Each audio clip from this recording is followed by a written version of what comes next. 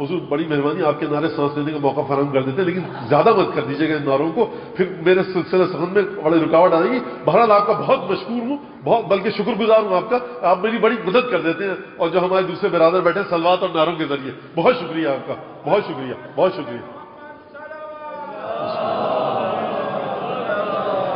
لیکن یہ نعرے میں بات آ گئی، مجھے ایک بات کہنے دیجیے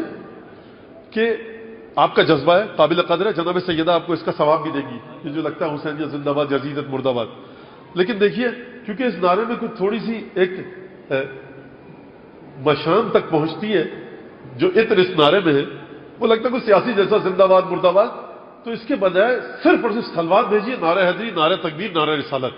یہ کچھ حسینیت زندہ باد، یہ حسینیت کیا ہوتی ہے، یہ یزیدیت کیا ہے،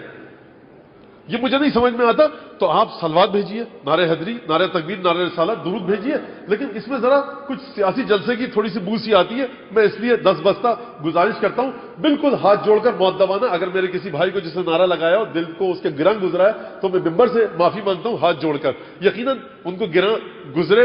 اس کے لیے معافی کا خواستگار ہوں، اگر نہیں گزرا تو پروردگار ان کو سلامت رکھے، اور گرہ گزرا ہے تب بھی پروردگار ان کو سلامت رکھے۔ ایک دفعہ اور درود بھیجے بلند آواز سے۔